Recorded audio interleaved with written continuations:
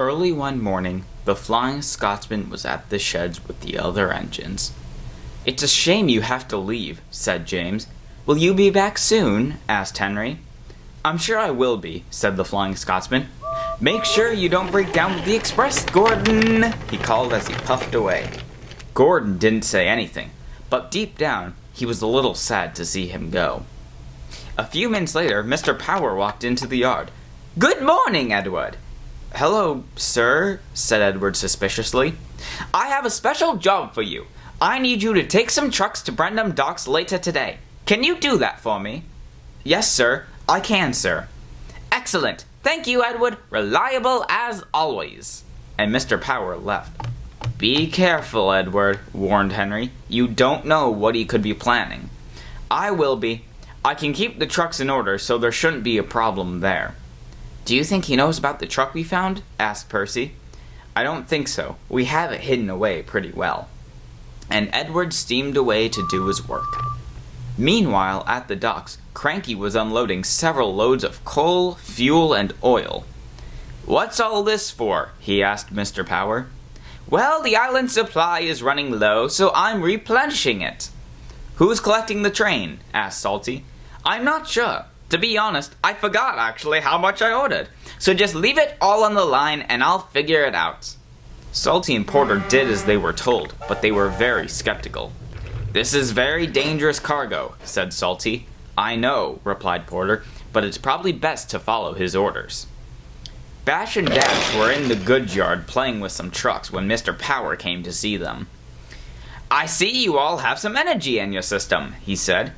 "Oh, yes, sir. We have lots of energy." Right. Anyways, why don't you two go have a race around the island?" "Are you sure, sir? That could get us into trouble." "I'm giving you permission. Do what you're told." The twins were excited. "Yes, sir. Thank you, sir." And they hurried away. Back at the docks, Cranky was still unloading cargo. The rails were now completely lined up with coal trucks, vans, and tankers. "Oh my," said Salty. "This is a lot of cargo. Where's Mr. Power?" Just then they heard a pair of whistles. Bash and Dash were speeding down the track. They headed into the docks and caught a glimpse of the tankers. They screwed their brakes on hard and tried to stop, but it was too late. They struck the tankers, which cracked open. This scared Cranky, and he dropped the crate he was unloading. It burst open, revealing a crate of dynamite. "Oh," cried Salty, "look what you've done." "Don't get your buffers in a twist," laughed the twins. "This is dangerous cargo. You nearly caused a terrible accident. You best scram or I'll rip your wheels off." This frightened the twins and they scampered away, but too quickly. Sparks flew from their wheels as they started off, one of which landed on the crate of dynamite. Cranky saw this. "Those twins are nothing but trouble. I ought to rip them to pieces for the way they be acting. Salty, they nearly caused— Salty! What is it?" "Live dynamite! Put it out! Put it out!" "No!" cried Cranky. "You might make it worse. I'll try and throw it into the sea. You get these workmen out of here."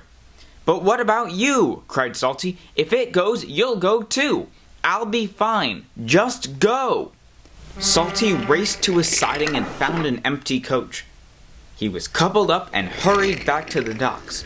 When he returned, he found Cranky in a frenzy. His hook had become entangled in a crate, and he was swinging it around. "Oh, look what you've done!" Salty burst out. "Someone, help me! I can't! Try breaking the crate!" Cranky tried, but to no avail. Instead, he knocked over a bridge support. The rails hit the ground with a bang. "Oops," he spluttered. Salty was becoming anxious. "Keep trying," he said. "I'm going to get the workmen to safety." And he hurried away.